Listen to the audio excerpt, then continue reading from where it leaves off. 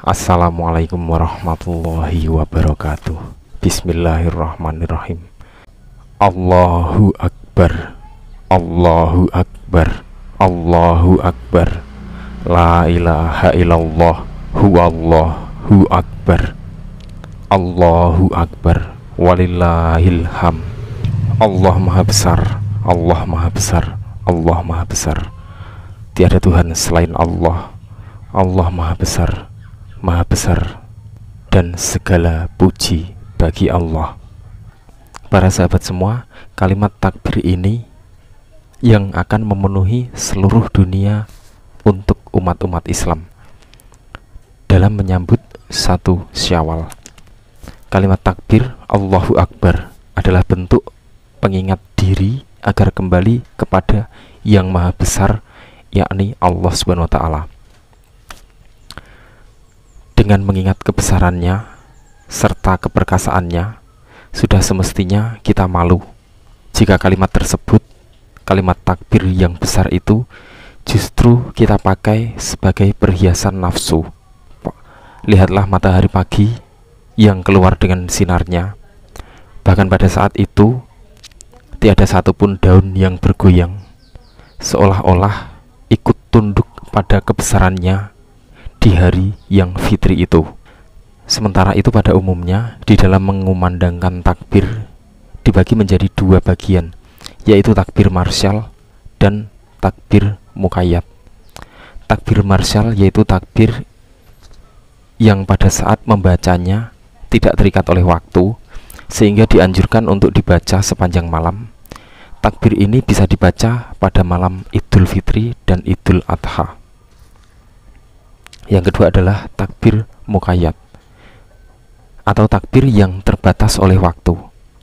Takbir ini dibaca seperti pada saat takbir setelah selesai sholat 5 waktu di hari raya Idul Adha dan hari raya Tasyrik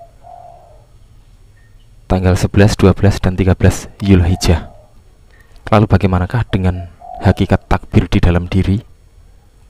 Para sahabat semua, pada hakikatnya takbir di dalam diri adalah jika hu adalah masuknya nafas dan Allah adalah saat keluarnya nafas, yang akhirnya menuju pada takbir yang agung.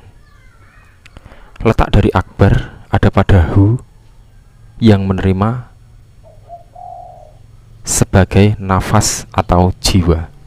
Bukankah pada saat kita tertidur Allah Subhanahu wa Ta'ala menggenggam jiwa ini, seperti difirmankan di dalam surat Az-Zumar ayat 42 menjelaskan, Allah memegang jiwa orang ketika matinya dan memegang jiwa orang yang belum mati di waktu tidurnya. Maka dia tahanlah jiwa orang yang telah dia tetapkan kematiannya, dan dia melepaskan jiwa yang lain sampai waktu yang ditentukan. Sesungguhnya pada yang demikian itu terdapat tanda-tanda kekuasaan Allah bagi kaum yang berfikir. Allahu Akbar, Allahu Akbar, Allahu Akbar. La ilaha illallah, wallahu akbar. Allahu Akbar, walillahil ham. Para sahabat semua, perjalanan hu Allah ini sebenarnya sudah berjalan setiap saat tanpa kita sadari.